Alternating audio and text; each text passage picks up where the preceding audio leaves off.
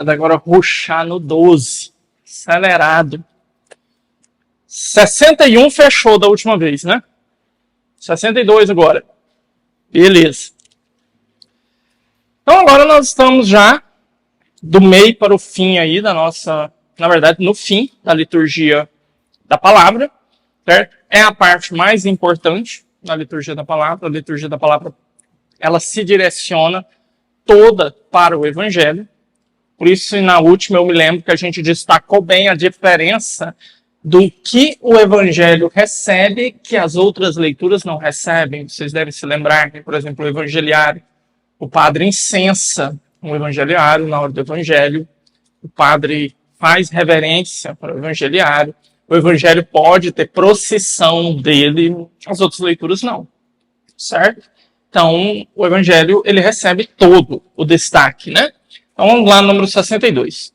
Depois da leitura que precede imediatamente o evangelho, canta-se o aleluia, ou outro cântico, indicado pelas rubricas conforme o tempo litúrgico. O que isso aqui quer dizer? Vocês lembraram de algum tempo que não pode cantar aleluia? Não, agora canta. Advento canta. Quaresma.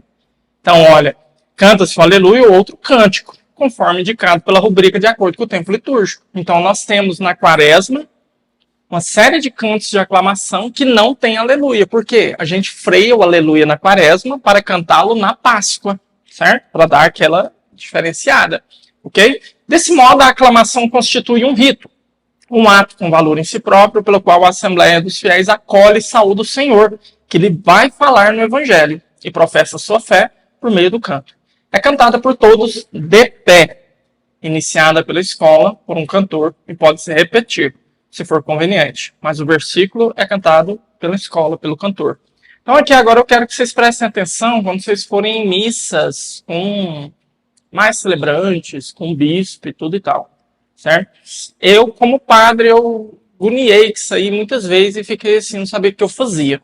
Então, por exemplo, você tem uma missa lá com 30 padres, 40 padres, 100 padres, a missa de Quinta-feira Santa, a missa do Crisma, que estão todos os padres com o bispo. Então, começa a cantar o aleluia. Às vezes o povo levanta. E os padres ficam lá, não sabem se levanta, se não levanta, porque o bispo está sentado. Porque o bispo fica sentado. Por quê? Porque alguém vai vir pedir a bênção para ele para poder proclamar o evangelho. Porque numa missa solene dessa tem padre, tem bispo, tem diácono, tem gente para puxar com o rodo, então ele não precisa fazer tudo. Então ele vai ficar sentado. Aí os padres ficam lá. Ah, levanta ou não? Tá cantando. Não, vou esperar o bispo levantar. Se o bispo levantar, não, ele levanta. Tá errado. Então qual é a orientação? O cântico do aleluia se canta de pé. Então não interessa. Se é padre, interessa, certo? Se é gente leiga. Então o bispo está sentado porque ele vai desempenhar uma função litúrgica ali ainda. Certo? Então o diácono vai se aproximar dele, vai pedir a bênção para proclamar o evangelho. O pessoal que vai trazer o turíbulo vai trazer o turíbulo, ele ainda vai ter que colocar incenso. Então é por uma necessidade litúrgica que ele está ali sentado. Mas os padres não. Então começou o aleluia, então levanta e canta, certo?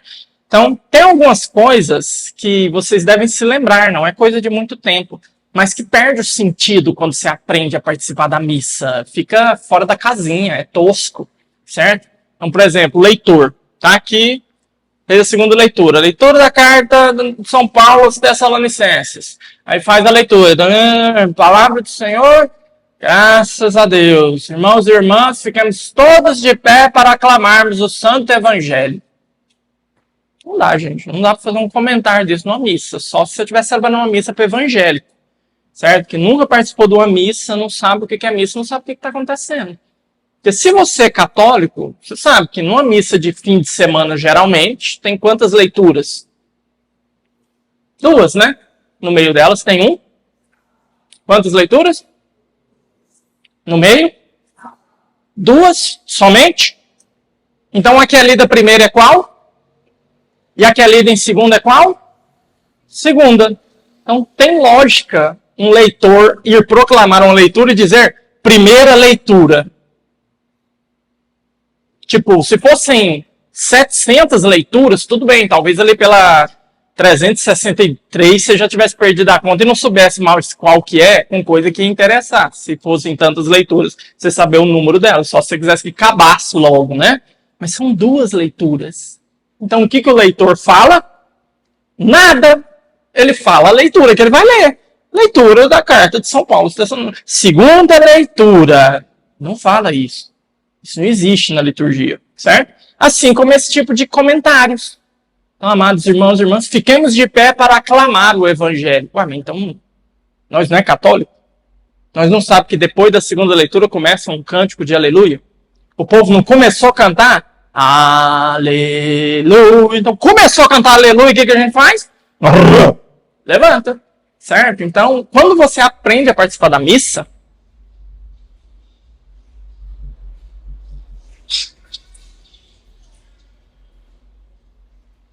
eles escutam, né? Porque tem um microfone meu aqui, capaz que ele deve ter estudado esse batidão, né? Gente, é triste, não é? O ser humano se submeteu a uma situação dessa, né? Assim, deve ser uma infelicidade muito grande. Eu imagino o que vai ser o inferno num cara desse. Vai ser o silêncio. Ele vai ficar doido, né? Vai ser um lugar assim, caladinho. Todo mundo olha para fora, os capeta pedindo. Aqui é biblioteca. O inferno, cara desse, é uma biblioteca. Pronto. Vai ter que ler, estudar e fazer silêncio o resto da eternidade, né? Deus te dê a graça de converter, meu filho. Vamos lá, né? Então, beleza? Então, vamos aprendendo então o que é a missa e vendo que tem coisa que inventa-se e que é desnecessário. Então, não existe isso na liturgia, esse tipo de comentário, certo? Não precisa. Por quê? Porque quem está na missa, entende a missa, sabe o que está acontecendo. Então, faz, certo? Então, vamos continuando então aí.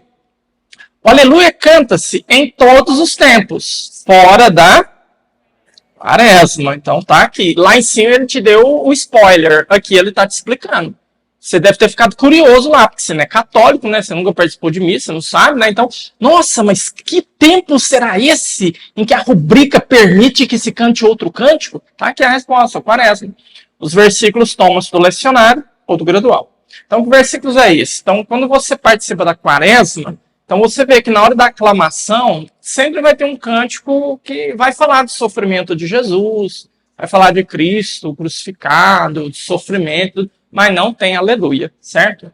Com exceção de uma missa que vocês participam, que tem aleluia nela, que eu acho que podia arrancar tudo, né? Mas nela aparece, aí já está quase ali na semana no tríduo pascal e aparece, a gente segurou aleluia quase 40 dias e ela chega e fala, não, pode cantar nessa aqui, qual que é? Domingo de Ramos? Não. Domingo de Ramos a gente está de vermelho, é paixão do Senhor, aí o sofrimento é tenso. Tanto é que a gente proclama a paixão de Jesus no Domingo de Ramos, né? Palmice. Ô, mosquito, sai pra lá. Hã? Quinta-feira Santa. A missa da ceia do Senhor. Certo? Então ali naquela missa acontece uma guinada estromboscópica, né? Então naquela missa você canta o aleluia, canta o glória, toca o sino durante o glória e aí para. Aí o sino se cala, não tem mais glória, não tem mais aleluia, só na vigília pascal. E aí na hora da consagração o que toca? Ou eu era criança, eu ouvia esse trem pela primeira, eu queria sair da igreja, eu achei que tinha entrado um serial killer, estava dando um tiro dentro da igreja. Porque aqui às vezes os meninos tocam, as meninas tocam a matraca, às vezes eles não tocam muito empolgado. Você já sabe o que é uma matraca, além de ser o bicho? É um instrumento de madeira que um pauzinho, um toco, parece um cabo de rodo, você bate ele assim, ele roda e bate na madeira. Então vocês imaginam o barulho de um pau batendo num pau. A ideia é que você simule mais ou menos o som de uma crucifixão. Fosse alguém batendo ali um martelo para pregar alguém na cruz. Aí você está ali na hora da consagração, o padre, então assim, o cara que está desavisado, se tiver um coroinho empolgado, tipo um Luan aqui da nossa paróquia, o cara infarta.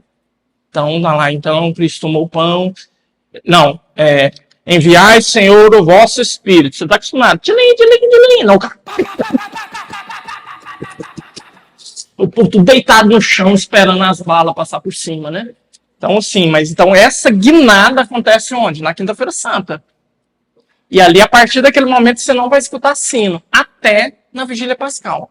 Até no Glória da Vigília Pascal. Aí depois, na saída do Santíssimo, quando ele vai para a capela lateral, matraca e tudo. Então é dark a Quinta-feira Santa, né? Ai, meu Deus, tá chegando de novo. Quaresma é brabo. Nossa Senhora, Padre sofre mais na Quaresma. Então, vamos lá, né? Na Quaresma, em vez do aleluia, canta-se o versículo, né? Já lembro isso aqui. Vamos 63 agora. No caso de haver uma só leitura antes do Evangelho, essa aqui é a novidade, hein? Eu acredito que para a maioria. No caso de haver uma só leitura antes do Evangelho, nós estamos falando de que missa? Que missa que só tem uma leitura antes do Evangelho? Essa aqui, né? Meio de semana.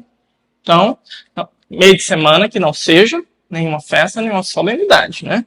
Você pega um meio de semana e um Corpus Christi, vai ser sempre meio de semana, vai ter 2 leituras. Então, tempo comum, meio de semana, não tem nada assim exótico, né? Então, nos tempos em que se diz o aleluia, pode-se escolher um salmo aleluiático ou salmo e o aleluia com seu versículo.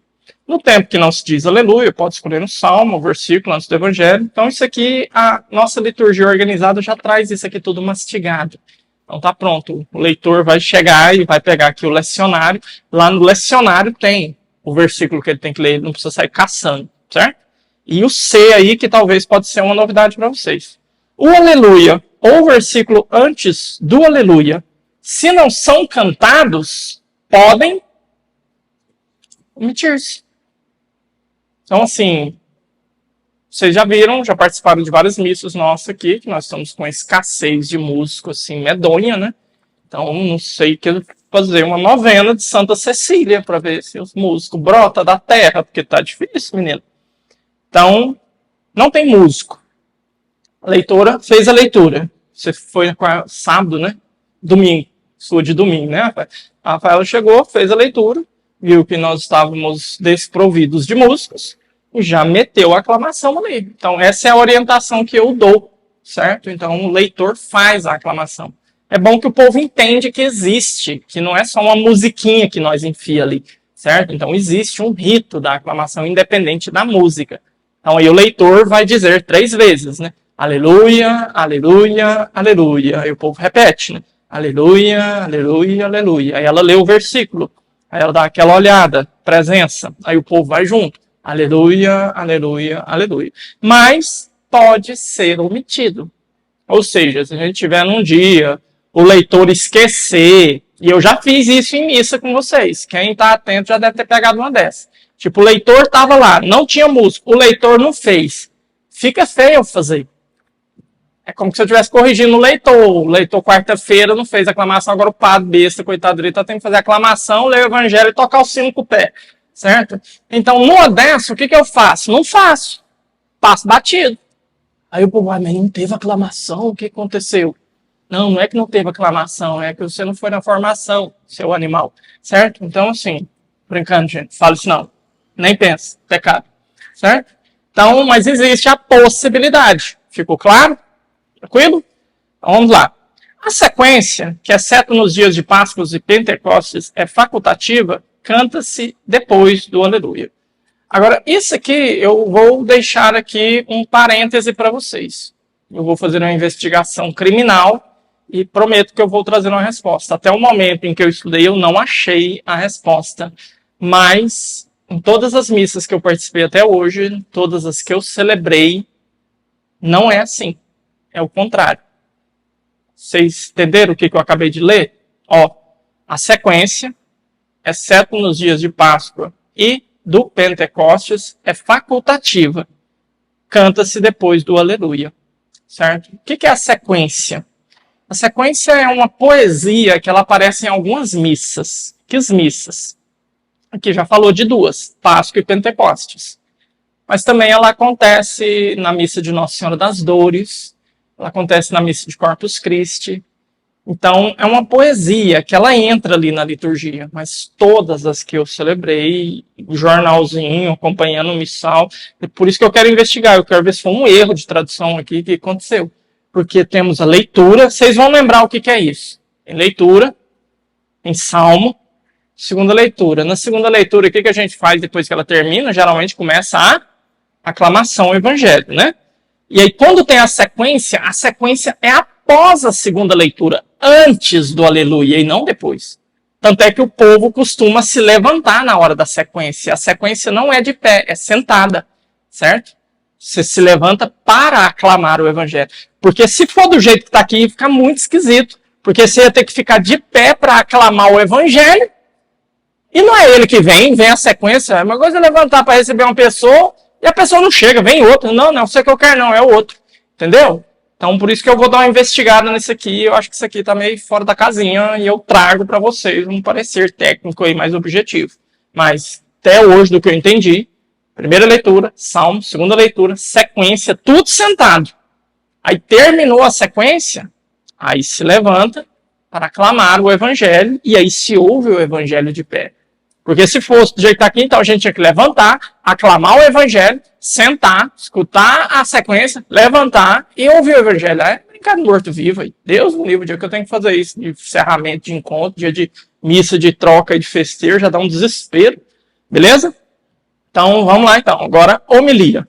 Já falamos demais, já xinguei tudo que podia xingar com isso aqui, eu não vou amassar o barro demais nisso aqui não, tá? Então, vamos passar aqui no 12 e eu vou trazer para vocês aqui onde é que é realmente o caroço do piqui, que eu acho que é interessante só por curiosidade.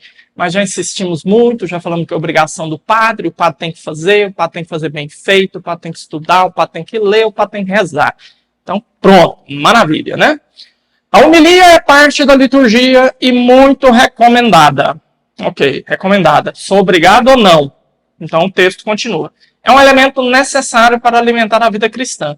Deve ser uma explanação de algum aspecto das leituras da Sagrada Escritura ou de algum texto do ordinário ou do próprio da missa do dia. Ou seja, aqui prende o padre. Sobre o que o padre pode pregar? Ele tem que pregar sobre um aspecto das leituras da Sagrada Escritura, sobre algum texto do ordinário. O que é o texto do ordinário? Sei, estamos rezando hoje a missa da Imaculada Conceição. E tem um prefácio próprio da Imaculada Conceição, que é uma teologia belíssima, que já explica ali o mistério. Então o padre pode partir ali do texto da liturgia para pregar. Ele pode partir do oremos, da coleta, para pregar. Mas tem que ser texto da liturgia, certo? Agora, se o padre chega para pregar, e começa a falar, não sei, vai falar de política, vai falar de bobó de camarão, vai falar que o Brasil está triste, e que a gente tem que melhorar, e que a gente tem que dar tudo de si. Não, isso é entrevista de jogador de futebol depois de jogo perdido, né? Nem ganho, né? Então, assim, ele não tem esse direito. Então, ele tem que pregar a Sagrada Escritura. Então, se você for numa missa, e o padre fizer uma pregação, interessa se de 5 minutos ou de 1 hora, e você não achar a Sagrada Escritura naquilo que ele falou, nada, aí você tem que fazer uma investigação. Ou você dormiu, ou tem alguma coisa errada ali na pregação do padre, entendeu? Então, não é um direito meu, é uma obrigação minha. Eu não tenho direito de inventar. Ah, não, porque o povo meu está muito enjoado, ele está muito preguiçoso, eu vou fazer uma pregação sobre a preguiça. Então, pronto, vai bem. Tá, meu amigo, meu evangelho aqui é a visitação de Nossa Senhora. Nossa Senhora foi veloz lá visitar Isabel. E tá vendo? Vou falar da preguiça, porque Nossa Senhora foi correndo visitar a menina e os 6 é todos preguiçosos. Não, não pode forçar a barra desse jeito na liturgia, tá bom? Então, continuando aí. Então, é sobre a Sagrada Escritura, sobre os textos da liturgia. Tendo sempre em conta o mistério que se celebra. Então, tem missas que tem um mistério específico sendo celebrado. Gente, é missa da Imaculada Conceição? Não tem jeito, eu tenho que falar da Imaculada Conceição. Não adianta vocês acharem que vocês vão vir para uma missa de Natal e vai ver eu falar de São Pacômio. Eu não vou falar de São Pacômio na missa do Natal. Certo? Tem que falar do Natal, da Encarnação. Aí vai ter uma missa aí da Epifania. Não tem jeito, eu tenho que falar da manifestação de Jesus, do mistério dele se revelando, né? Então, tem jeito. Agora, se cai no tempo comum, aí a amplitude é maior para o padre. Porque aí, às vezes, o evangelho fala de uma coisa, as leituras vão ali insinuando, mas às vezes o padre pega um aspecto ali de uma leitura que ele fala, nossa, isso aqui é importante. E ele destrincha aquilo ali, certo? Mas é da liturgia. Tem que ser da liturgia. Ok? Habitualmente, a homilia deve ser feita pelo sacerdote celebrante ou por um sacerdote concelebrante, por ele encarregado. Então, por exemplo, vocês vão ver a missa, tem 2 padres, né? Então, de vez em quando acontece lá na São Vicente, agora não, porque está mais longe, está em Nerópolis, mas o padre Fábio Carlos sempre estava por aqui, eu participava da missa lá na terça-feira na São Vicente, então, se eu estou celebrando e ele está concelebrando, então, um dos dois tem que pregar. Um dos dois vai pregar, certo? Ou, algumas vezes, se for oportuno, também por um diácono. Então, aqui na São José, tem o padre Rogério, tem o diácono Daniel. Então, o padre Rogério celebrando a missa, o diácono Daniel está lá. Então, o diácono tem autoridade para pregar a palavra. Ele pode fazer homilia, certo? Então, não tem problema nenhum. Estou numa missa e, nossa, o diácono que pregou, o padre está preguiçoso e tal. Não, é um direito dele e ele tem autoridade de fazê-lo, certo? Ok. Então, continuando aí. Agora aqui vem o detalhe, né? Mas nunca... Aí, gente, não é assim, tipo, uma abertura, uma posição. Olha, mas se não tiver jeito... Não é. É nunca. Nunca, é nunca. Então, ou seja, não tem brecha na lei aqui. Não tem jeito de você criar uma circunstância, certo? Nunca por um lei. Nunca.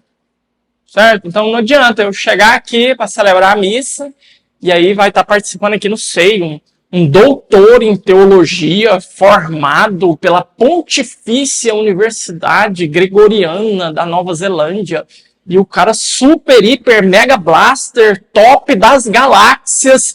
Ele estudou aquilo ali tudo. E eu aqui, meia boca, fiz a teologia ali em São Paulo, que nem é reconhecida pelo MEC é. Aí eu vou ficar constrangido de pregar na frente desse cara. Falou, ô, doutor, o senhor poderia fazer uma homilia para nós? Não posso. Primeiro que não interessa os títulos de doutorado que ele tem, meu amigo. Ele é marido, ele é casado, ele tem uma mulher para encher o saco dele, eu não tenho. Então eu tenho que ter muito mais tempo para rezar do que ele. Eu sou obrigado a preparar uma homilia muito mais santa do que ele. Sou obrigado, por ser padre. Certo? Então não me intimido diante de nenhuma autoridade, nem civil, nem eclesiástica. Sou obrigado a rezar e me preparar bem, para pregar bem. Então, essa é a obrigação de qualquer padre. E diácono que for pregar, certo? Então, o padre não tem o direito de delegar isso aqui para alguém. Então, o seminarista está lá fazendo pastoral, todo empolgado, o padre está cansado, já pregou 5 missas. Não, Zé, prega essa aí para nós aí. É brabo, aí o seminarista fica ali acuado, né? Porque, coitado, ele tá na formação, né? Depois o padre fala pro reitor lá que esse seminarista é desobediente e tudo tal. E o seminarista, uns outros, fecha o olho e mete a cara, né? Ele vai lá e faz. Depois ele procura aí, o padre confessa e fala, ó, pequei. Pecou o quê, meu filho? Preguei na missa. Então, assim, não é obrigação dele. Não é nem direito dele. Ele feriu um direito. Mas o outro padre pecou muito mais. Beleza? Então vamos lá. Então o leigo não pode. Não tem jeito. Mas, padre, mas e se tiver a celebração da palavra? A celebração da palavra não é missa. Então, se não é missa, não tem homilia. Homilia é parte da missa, certo? Do sacramento celebrado. Celebração da palavra não é celebração de missa. É celebração da palavra, é outra coisa. Aí não tem homilia. Aí vai ter uma partida da palavra, vai falar alguma coisinha ali, vai ajudar a rezar. Mas não é homilia. E o leigo pode fazer, sem problema, certo? Em casos especiais, esse aqui eu fiz uma vez só. Foi muito estranho. Mas eu fiz. O direito me autoriza a fazer. Em casos especiais e por justa causa, a homilia também pode ser feita por um bispo ou presbítero, que se encontra na celebração, mas sem poder concelebrar. Certo? Então, eu uma vez preguei nessa circunstância aqui. Eu estava na paróquia... Onde que era, gente? O que era aquilo ali? Não, São Cristóvão. Na época era o padre Walter que estava lá. Eu passei uma passagem meteórica lá de 3 meses. Eu fui vigário dele. E aí, um dia eu estava... Lembro que foi um domingo de Ramos. Eu participei da missa junto com ele de manhã. Aí ele pediu para eu pregar, eu preguei. Pouquíssimos padres na diocese fariam o que esse homem faz. Por isso que eu admiro ele demais. Eu sou fã do padre Walter. Nossa, gente... Eu abraço ele, eu acho ele o trem mais bom do mundo. Ele é fofinho, ele é bom, a pegada dele é boa, é gostoso de abraçar e é santo aquele homem. Ele é muito dedicado, ele é muito padre. E aí, eu era um padre recém-ordenado. Eu tinha 8 meses de padre, 7 meses de padre. E aí eu participei de uma missa de domingo de Ramos, na paróquia dele. Eu era o vigarista, ou o vigário. E aí, ele assim chegou na cara dura e falou, o senhor pode pregar para nós? Eu falei, uai, tá, né? Eu já era acostumado com um padre meio, assim, que empurrava o trem na última hora, eu sempre preparei pregação. Eu preguei. E acabou a pregação. Ele chegou no Minas, na missa, falou, nossa, padre, mas que pregação legal, eu nunca tinha pensado nisso e tal, não sei o que. Ele me elogiou e rasgou cedo e tudo e tal, beleza. Aí de noite eu fui participar, só que eu não ia participar da missa, eu ia confessar. Eu ia ficar confessando na missa. Aí, coisas de Padre Walter, só ele faria uma loucura dessa. Aí, no meio da missa, chegam lá e batem na porta do confessionário. O padre disse que é a pessoa pregar. Hã? Ele disse que a pregação do senhor de manhã foi boa, ele quer que o senhor pregue agora. Então, eu não estava celebrando a missa, eu estava atendendo confissões. Aí eu parei de atender confissão, tirei a estola roxa, coloquei a estola vermelha, fui lá, peguei o meu... Gente, pensa na cena, não é exótico? O cara veio pelo corredor lateral ali, chegou aqui, pegou uma noite, então, gente, boa noite. Então, hoje nosso evangelho, nem fui preguei. Acabei a pregação, louvado seja nosso Senhor Jesus Cristo, para sempre ser louvado. Dei o microfone para ele, voltei pelo corredor, troquei de estola, sentei e rushei até 10 horas da noite. Então, assim, mas é permitido. Então, eu estava na missa, por algum motivo não estava concelebrando. Qual que era o motivo? Eu estava atendendo confissão. Mas posso pregar. Então, mas porque sou padre. Então, o padre pode fazer essas tretas, beleza?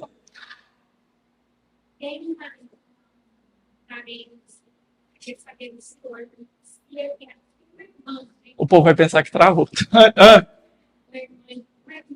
Freira. Não. Não. Freira não. Não. Freira não. Não pode fazer homilia. Nem freira, nem frei. Só se for padre. Ficou claro? Isso não é um parênteses, isso é um atentado terrorístico. Vamos lá então, hein? Nos domingos e festas de preceito, deve haver... Agora aqui, ó, fechou o cerco. Certo? Não é escolha, é obrigação. Domingo e dia santo de guarda, dia de festa, de preceito, deve haver homilia em todas as missas celebradas com participação do povo. E não pode omitir, senão por causa grave. Então, causa grave, que seria? Sei. O padre morreu no meio da missa, e pronto, aí pode omitir homilia. Eu não entendo, não sei, eu não consigo imaginar o que seria isso aqui. Tipo, o cara tá doente, tá morrendo ali, tá tipo, celebrando aquela missa ali na doida ali pra acabar logo, porque tá com cagadeira, não sei, alguma coisa grave. Não vou falar isso não. Eu passei por uma situação dessa uma vez, não era diácono ainda, foi muito triste, Deus me livre. Então, entendeu? Então, mas o que o texto está dizendo então? Que não pode ficar sem, tem que fazer. É obrigação do padre. E é um direito seu do fiel. Então você vai na igreja, vai na missa, leu ali umas leituras complicadas, você não entende, você não estudou aquilo, você não teve formação para compreender aquilo. Você tem o direito de sair daquela missa alimentado. Aí você foi lá, não teve, você, uai, que negócio doido esse aqui? Mas então vai caçar um lugar que tem, uai. Certo? Vai. Chega num restaurante, não tem comida, o que você vai fazer? Vai procurar outro aí. Uma padaria ali na Alexandrina, padaria não, pamonharia ali na Alexandrina, que eu cheguei lá uma vez de noite, numa fome, rapaz, nunca esqueci essa cena. Tava voltando à faculdade, umas 9h30 da noite. Falei, ô, mas que fome, vê uma pamonha de sal aí pra mim? Tem não. Vê uma de doce? Tem não. Um caldo? Tem não. Ah, vê 1 quilo de alcatra aí pra mim então, ué. Ué, mas ficou doido? Falei, não, uma pamonharia, não tem pamonha, não tem nada, ué, não deve ter carne, alguma coisa pra comer, ué. Não tem nada. Então fecha esse diacho aqui, mas não é por causa de vocês, é porque essa porcaria tá aberta aqui, ué. Saiu mesmo lombriga de longe, era que eu vi 1 milhão assim, cozido assim, ó, então sim. Então você vai no restaurante, não tem comida, o que você vai fazer? Eu vou no outro, mas naquele eu não volto mais. Não volto. Certo? Então você vai. Não tem alimento para você, vai caçar onde tem, aí, beleza? Você é livre, pode fazer, não é pecado, tá bom? Então, tem que ter homilia, o padre é obrigado, certo? Além disso, aí aqui é a exceção, ó. É recomendado particularmente nos dias feriais do Advento, Quaresma e Páscoa. E também em outras festas, então aqui já não é obrigação, é recomendado. Então, nos tempos fortes, nos tempos feriais, nem é recomendado com força. certo? Então, missa, no meio de semana, tempo comum, o padre prega porque ele é zeloso. O padre prega porque o povo veio e ele não quer perder a viagem, ele não quer perder a oportunidade. Então, ele segue o conselho paulino, né? Prega oportuna e inoportunamente. Então, prega mesmo. Eu só não prego meio de semana quando tem alguma coisa doida, tem um trem assim. Mas de vez em quando a liturgia pede, eu mesmo assim eu atraso o resto e vamos embora. Mas prego mesmo, tá bom? Depois da homilia, observe-se oportunamente um breve espaço de silêncio. Ok. Profissão de fé. Que não tem mistério, é aquilo que a gente reza, é o creio. Semana passada insistimos massivamente nisso. Agora a liturgia nos dá essa esperança de que a gente insista mais no... Como é que chama o creio que a gente está rezando agora? Nossa, gente, vontade de beijar vocês tudo. Nossa, chega a salivei agora. Gente, credo niceno Constantino Politano. Teve uma vez que um padre foi fazer prova de menino de primeira comunhão, né? Como é que chama? Oral. Aí o menino chegou tremendo, né? E falou, você tá nervoso? Aí, não, padre, só um pouquinho. Mas por que você tá nervoso? Não, padre, eu decorei tudo, padre, mas no credo niceno Constantino Politano eu não dei conta de decorar. Eu falei, meu filho, se você sabe esse nome, você já passou, pode ir embora, próximo. Então, assim, feio, gente, esse nome, misericórdia, né? Então, vamos lá, né? O símbolo ou profissão de fé tem como finalidade permitir que o povo reunido responda à palavra de Deus, anunciada nas leituras da Sagrada Escritura, exposta na homilia. Então, vê como é bonita a profissão de fé ali onde ela está. Você ouviu a leitura, você ouviu o salmo, você respondeu o salmo, você ouviu a segunda leitura, teve o evangelho, você ouviu a pregação do evangelho, aí termina, você levanta e o que você fala? Eu creio. Eu creio em quê? Tudo aquilo que Deus revelou e tudo aquilo que a Santa Igreja ensina. É nisso que eu creio. Certo? Então, tem um testemunho bonito do padre Paulo Ricardo, que ele fala, numa das suas pregações, que ele fala que quando ele era mais jovem, ele tinha uma visão errada sobre um dogma da fé. Eu não lembro qual. Não lembro se era a virgindade perpétua de Nossa Senhora. Tipo, ele não acreditava, ele não achava que ela tinha sido virgem antes, durante e depois do parto. Não sei se era esse, mas era como se. E aí um dia alguém falou para ele, não, mas não é assim que a igreja ensina. A igreja ensina que ela foi virgem antes, durante e depois do parto. Então, a partir daquele momento, ele falou, bom, é isso que a igreja ensina? Então pronto, eu creio. Certo? Eu achava que era diferente, mas chegou a informação, não, a igreja ensina assim, então você é católico? Sou. Então pronto. Mas é a igreja. Não é o padre X, nem o padre Y. Não é. Então, se chegar um trem no seu ouvido que veio de padre, não interessa. Mas chegou assim, uma luz vermelha que acendeu na sua consciência. Trem doido é esse. Então, vai investigar. Vai descobrir se é isso que a igreja ensina. Se é, Deus seja louvado. Se não é, começa a rezar pela conversão do padre. Certo? Então, cuidado. Certo? Cuidadito. Então, nós somos portadores da palavra de Deus, temos que ser fiéis e ensinar aquilo que a igreja ensina. Mas, vai que você acha uma marmota aí que quer ensinar um trem na cabeça dele, né? Então, toma cuidado, tá bom? Então, é a resposta a tudo aquilo que foi apresentado, né?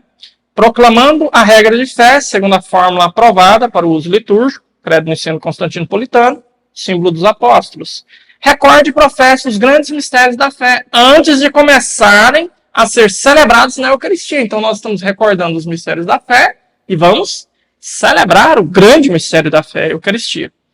O símbolo deve ser cantado ou recitado. Aí que vem aquele mesmo drama do Glória, tem as possibilidades, pode ser feito em coros, certo? Então tem um coro de cá, um coro de cá.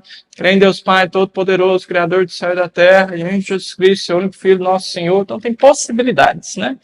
Mas eu, sinceramente, eu só vi isso aqui no seminário, quando a gente cantava ele em latim. Mas no mundo real, aqui fora, aqui, sai ruxando tudo na frente mesmo. Certo? Se cantado, é começado pelo sacerdote, tudo. Se não é cantado, deve ser recitado conjuntamente. Beleza. Oração universal. Oração universal é a chamada prece dos fiéis, né? Então, as preces que nós fazemos ali antes da grande prece, né? Antes da anáfora, antes da oração eucarística, né? Então, são súplicas que nós fazemos. Aí vocês veem aí no número 70 que tem um padrão para ela seguir. Ela geralmente segue um pouco esse padrão, né? Então, sempre se pede pelas necessidades da igreja, das autoridades civis, para aqueles que sofrem dificuldades pela comunidade local, tudo bem, beleza. Dá aqui já a oportunidade, olha, se tiver um matrimônio na missa, então coloca uma intenção pelos noivos, né? Se for uma missa de corpo presente, um exequia, então coloca aí uma intenção pelo defunto, né? Coisas assim, beleza? Então, compete ao sacerdote celebrante dirigir, ele inicia as preces, o povo responde, tudo e tal. Então, você está vendo que aquele que é mais simples, gente, eu estou atropelando, tá? Então, isso aqui é arroz com feijão para vocês em toda missa, não vou ficar encebando demais, não. Beleza? Então, o povo chama, né? Liturgia Eucarística, 72. Agora aqui o negócio é mais intenso. Então, agora, chegamos no clímax. Agora, Jesus fazendo presente através da consagração. Então, na última ceia, Cristo instituiu o sacrifício e banquete pascal. Isso aqui é importante, tá? Os documentos da liturgia sempre vão insistir nessas duas dimensões. Não é nem um e nem outro, são os dois. Então, a missa, a Eucaristia, não é banquete só. E banquete é farra, é festa. E não é sacrifício só. É só choradeira, só tristeza. Então, aí começou aquela brigaiada. Ai, missa não pode bater palma. Porque é o sacrifício de Jesus na cruz. Se Jesus estivesse lá na cruz, lá, pregado, sangue esguichando, você ia estar lá, levantando os braços e cantando, erguer as mãos e dar... Você não ia fazer isso no Calvário, seus pagãos. Então, assim, tá vendo? São extremos que consideram um aspecto em detrimento do outro. Certo? Então, chegou-se a falar que essa missa que a gente celebra é uma missa protestante, é uma missa que é só banquete, é só fuar, é só... Não é, gente, não é. É sacrifício e é banquete. Acho que vocês não têm dificuldade nenhuma de concordar que é sacrifício, né? Que tem uns que aguentam esperar dar uma hora para poder ir embora logo feliz, né? E tem tudo nessa missa do Senhor, para menos banquete, porque parece que o único que come e bebe negócio de mió é o Senhor ali, não é como um pãozinho nem graça nenhuma, né? Então assim, não, gente, calma, né? Separa as coisas. Então é banquete em que sentido, né? Que você veio aqui para encher a barriga, meu amigo, encher a pança, né? Então é banquete porque você está participando do banquete celeste. Você está se alimentando de Deus, na palavra e na Eucaristia. E é sacrifício. Sacrifício por quê? Não é porque o sacrifício se repete. Já falamos disso várias vezes. Você tem que sair daqui com isso muito claro na sua cabeça. O sacrifício se faz presente. Não é repetição, não é encenação, não é atualização. Todas essas palavras são... Atualização pode até falar, mas é paupérrima. Paupérrima. Repetição é heresia. Certo? É heresia. Encenação é heresia. Palavra mais clara, que não existe em português, é um neologismo, é uma invenção. Eu ouvi Dom Henrique Soares falá-la e eu acho que a mais adequada é uma presentificação. Não existe essa palavra em português. Mas ela é inteligível, você entende o que eu estou falando? O que é presentificar algo? Fazer presente. Certo? Então, é isso que acontece na missa. Então, é sacrifício, sim. Ok? Então, Cristo faz o mesmo que o Senhor fez e mandou os discípulos fazerem em sua memória. Se torna continuamente presente o sacrifício da cruz. Aqui, o texto diz que palavra que explica essa frase? Fazer com que se torne continuamente presente o sacrifício da cruz, presentificar o sacrifício da cruz. Ok? Cristo tomou o pão, o cálice, pronunciou a ação de graças, partiu o pão, deu aos discípulos, dizendo palavras da consagração, certo? Foi a partir destas palavras e gestos de Cristo que a igreja ordenou toda a celebração litúrgica eucarística, efetivamente, certo? Então, nisso aqui, talvez você passe desapercebido, você ouve isso toda missa, mas você não sabe o peso que tem essa palavra.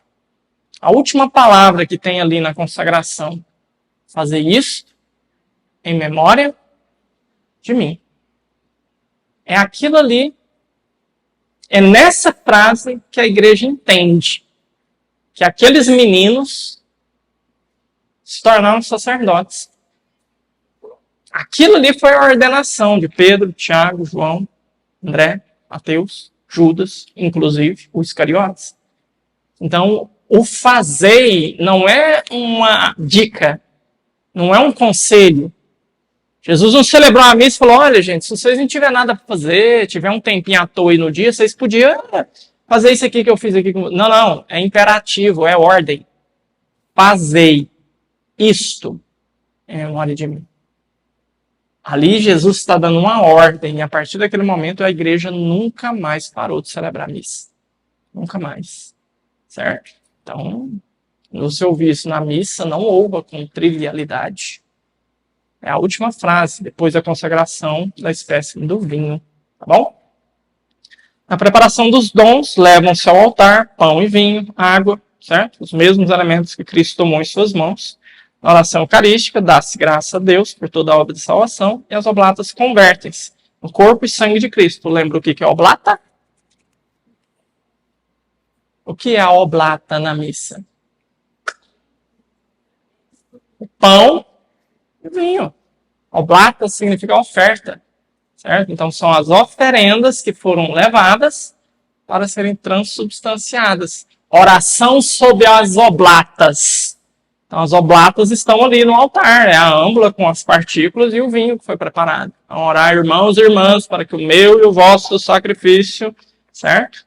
Então, pela fração do pão e pela comunhão, os fiéis, embora muitos, recebem de um só pão o corpo e sangue do Senhor, do mesmo modo que os apóstolos receberam das mãos do próprio Cristo. Então aqui o texto é claríssimo, é fantástico. Então, assim, é o mesmo, é Jesus. Embora muitos fiéis, embora muitas partículas, é o mesmo Cristo. É o mesmo. Todos vocês conhecem o milagre de Lanciano? Já viram falar? Se não conhecem, investiguem. Procurem ler sobre esse milagre. É um milagre que aconteceu na Itália, onde, numa celebração eucarística, a hóstia se tornou carne. E o vinho foi celebrado, se tornou sangue mesmo. Sangue, visível, sangue e carne. E foram feitos vários estudos em cima desse milagre. Ele existe até hoje, está lá. Certo? Os caras que têm dinheiro e vai para a Europa aí já viram. Os caras lascados igual eu, que o mais longe que vai é ali na Alexandrina, nunca vai ver um negócio desse. Então, mas detalhes. A carne, a hóstia que se tornou carne, foram feitos estudos e descobriu-se que não é qualquer carne, é parte do músculo do coração de um homem. É de homem, é masculino. Então, carne de um coração. O vinho que se tornou sangue coagulou e se tornou bolas de sangue coagulado. Uma bola tem o mesmo peso que todas as bolas. Uma parte tem o mesmo peso que o todo. Que coisa doida é essa? Mas não é isso a Eucaristia? Numa partícula, quem que está? Corpo, sangue, alma e divindade. Jesus inteiro. Na grande do Padre, na sua pequena, sim, é a mesma coisa. Se cair um fragmento no chão, é Jesus inteiro, não cai um pedaço de Jesus.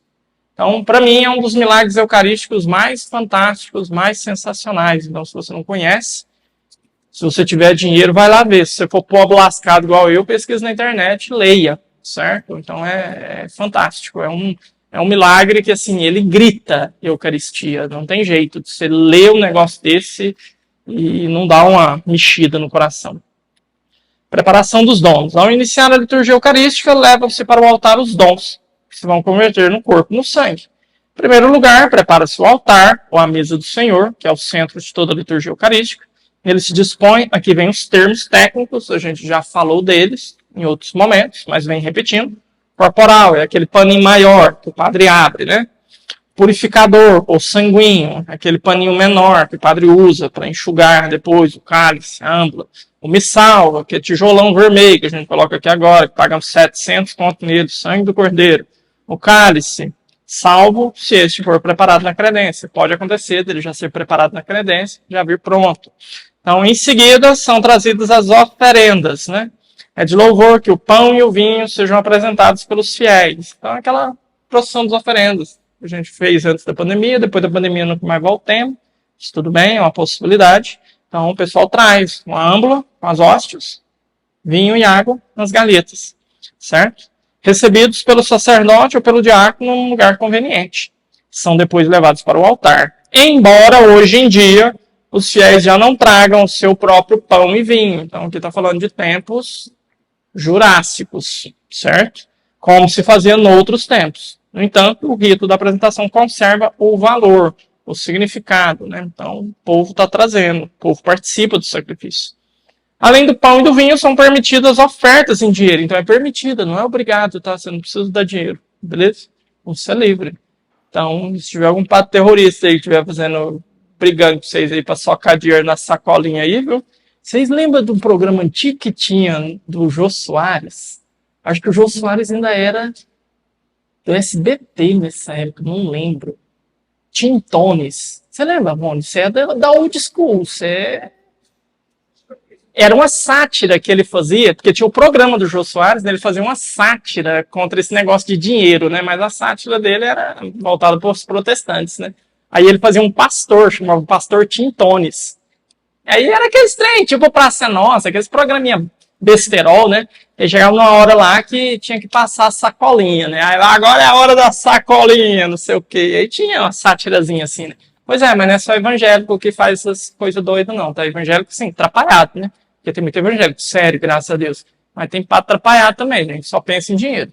Então, Deus me livre e guarde. E teve uma vez que o pessoal aqui na Santa Terezinha, aqui no nosso paróquio, chegou assim, trazendo a ideia do milênio, né? E chegou em mim assim, padre, eu fui ali numa paróquia e agora tem, assim, os códigos de Pix, assim, nos bancos, tudo. Padre, eu achei fantástico. Facilita demais. Por que você não põe aqui? Porque eu não quero que o povo entre na igreja. Na hora que eles se ajoelharem para fazer uma genuflexão e levantarem o rosto, a primeira coisa que ele veja é um papelzinho falando, eu quero seu dinheiro. Eu não me sinto à vontade com o marketing dessa forma. Pode vir com história de que é prático, é mais fácil, é flexível, organiza. Para mim, manda uma mensagem.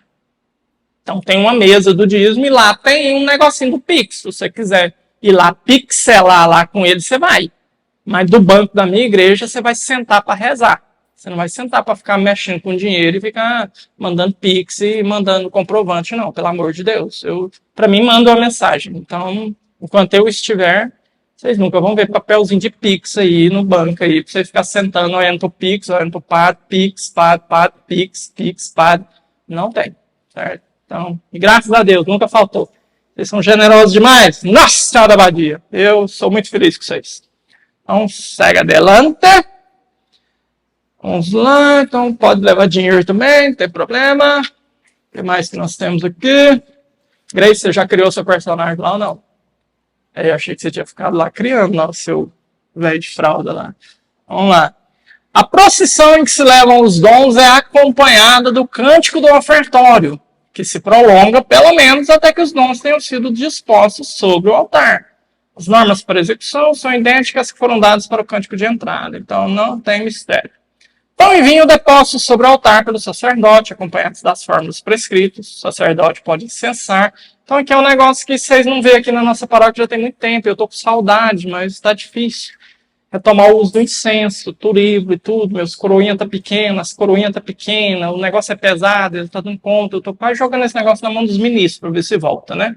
Então, o incenso ele tem também um significado, né? Aquela fumacinha que sobe, tudo, as nossas orações sobem ao céu, junto com o incenso, tudo, tal.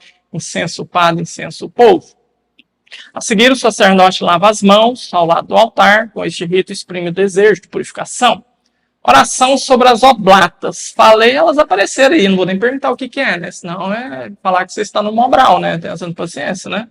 Então, depostas as oblatas sobre o altar, realizados os ritos concomitantes, o sacerdote convida os fiéis a orar, irmãos e irmãs, para que o meu e o vosso. Vocês não vão esquecer desse trem, né? Então, ele faz o convite para o povo, termina a preparação das oferendas, tudo pronto para a oração eucarística, né? Então, na missa, diz-se uma só oração sobre as oblatas, que termina com a inclusão breve, né? Aí vem os ritos em latim aí para vocês ver uns treinos muito doidos que vocês nunca mais vão ver na vida. Oração eucarística. Então, na oração eucarística, então, o que para mim, assim, eu gostaria que ficasse claro para vocês.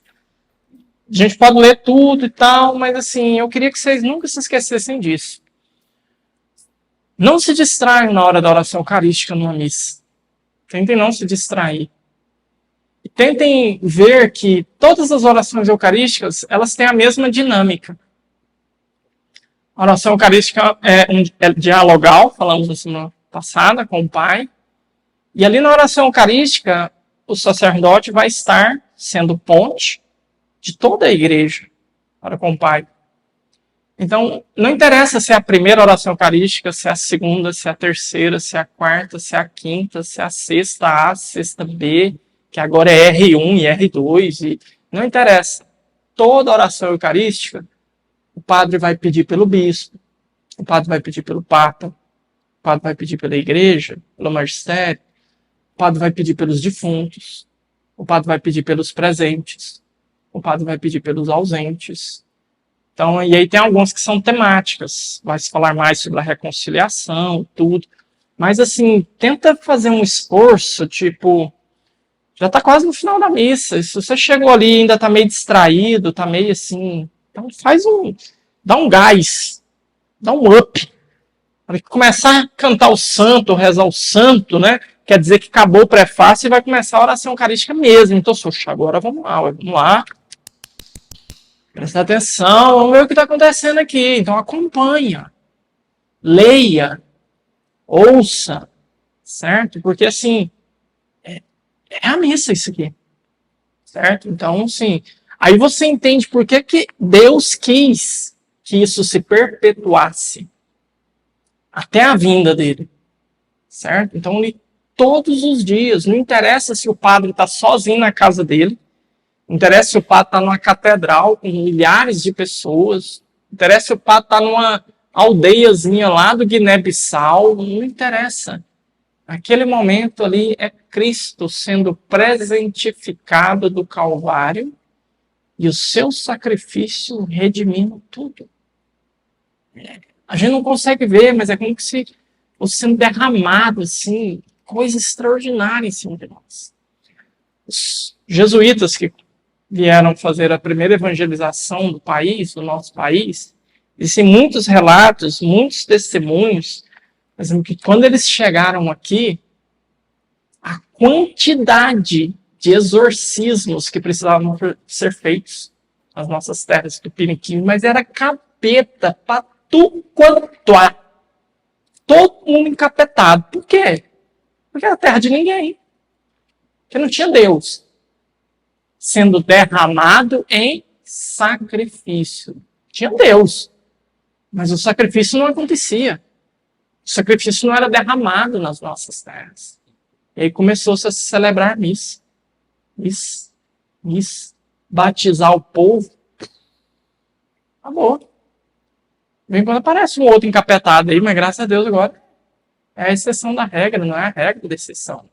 Certo? Mas por quê? Porque o sacrifício se faz. Então, sim, vocês não fazem. Vocês podem achar que o nosso mundo está lascado, que está tudo ferrado, que está tudo errado. Ô, mundão velho sem porteiro, nossa, meu Deus, como é difícil a vida. Vocês não fazem ideia do que esse sacrifício faz por nós. De como poderia ser pior, de como poderia ser mais trágico. O jovem se aproxima de São José Maria Escrivá, né? Fundador da Opus Dei. Eu vou parar de comungar.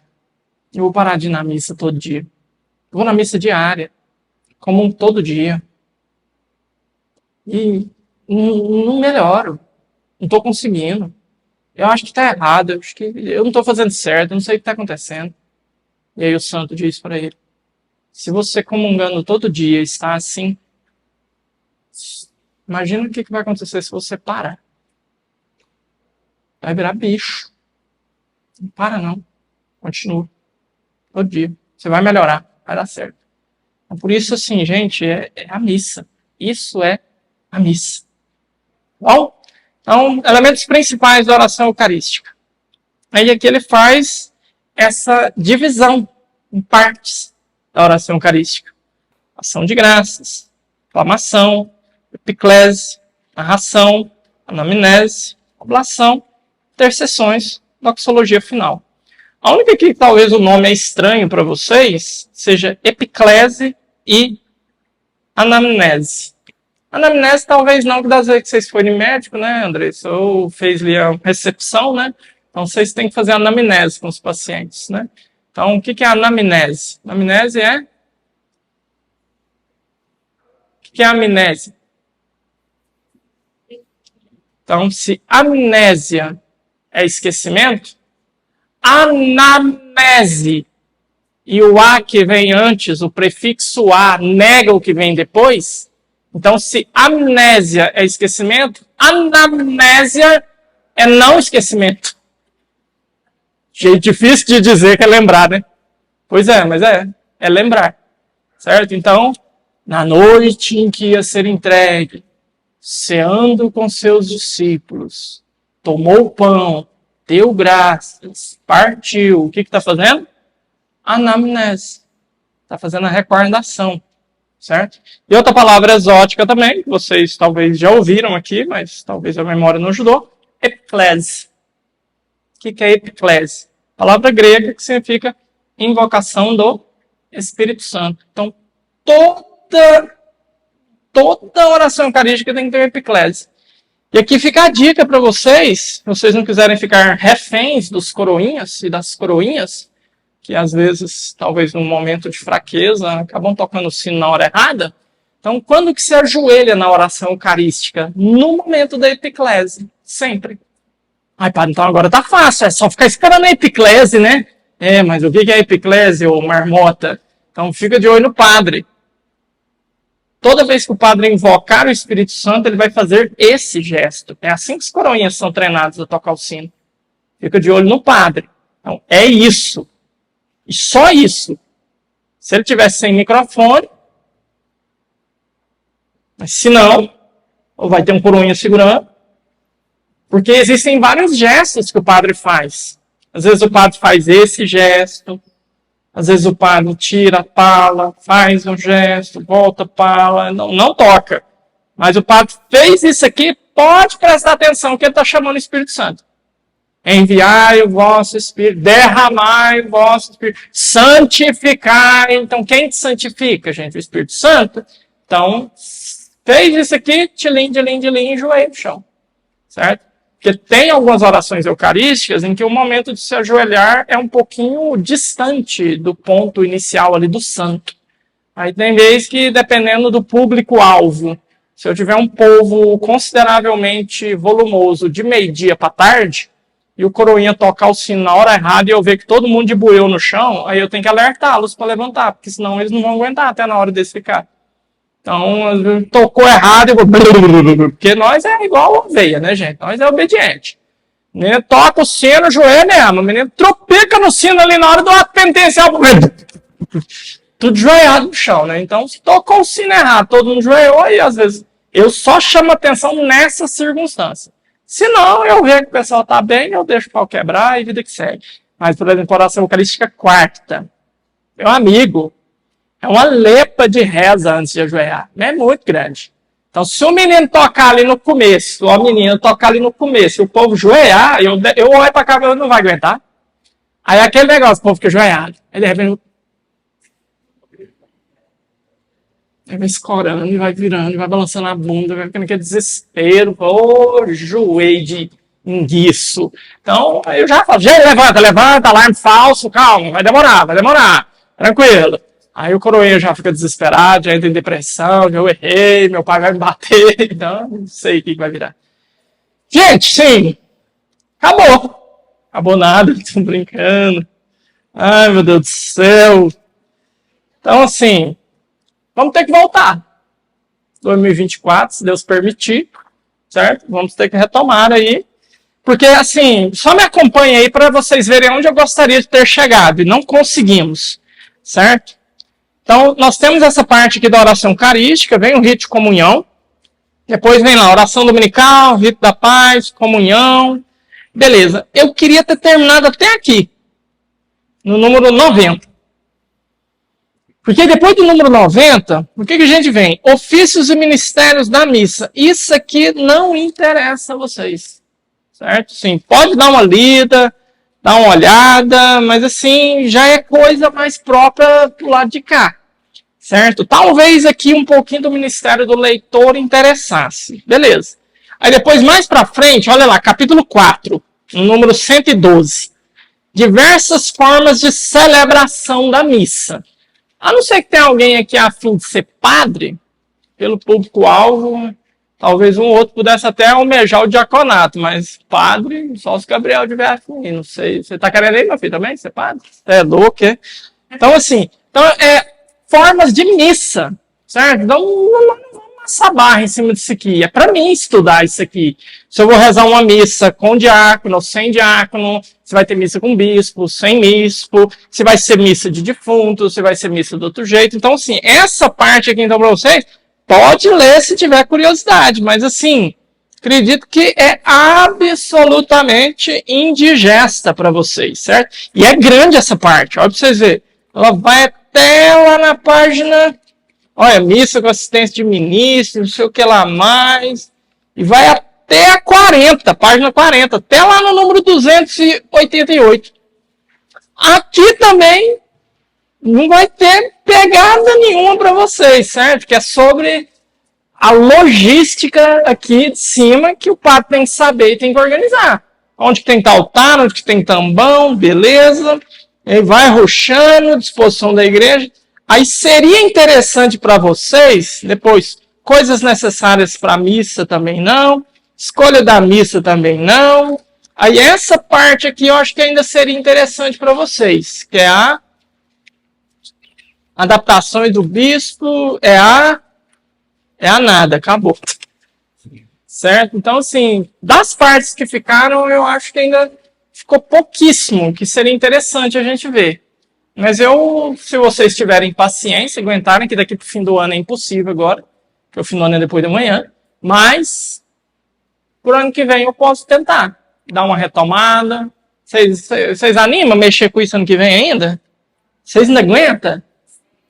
Ou vocês é guerreiro, né? Porque quando nós começamos esse trem, vocês lembram a primeira quarta-feira que nós veio aqui no São Carlos? Gente, a gente derramando essas janelas. Pô, desespero. Tinha uma mulher gritando ali na janela, socorro, deixa eu entrar! Pelo amor de Deus, eu quero participar. Um trem de doido. E aí veio uma semana, 2 semanas, nós foi pra Santa Terezinha, né? Aquela horda de zumbi, aí foi acabando, pô, foi escapando. E sobrou aqui o que dá aqui hoje? Uns 15, 20, 30, sei lá. Então, sim, mas vocês foram guerreiros, viu? Vocês estão de parabéns, vocês merecem o dedão positivo do papo, viu? Parabéns para vocês. Aí no ano que vem, eu chamo. Se vocês quiserem vir, dou. Se não quiser, vou embora, jogar pó. Beleza? Então vamos ficar de pé, então. O Senhor esteja convosco. Abençoe-vos o Deus Todo-Poderoso, Pai, Filho e Espírito Santo. Obrigado, meninos. Vão com Deus, bom descanso para vocês. Até a volta, se Deus quiser.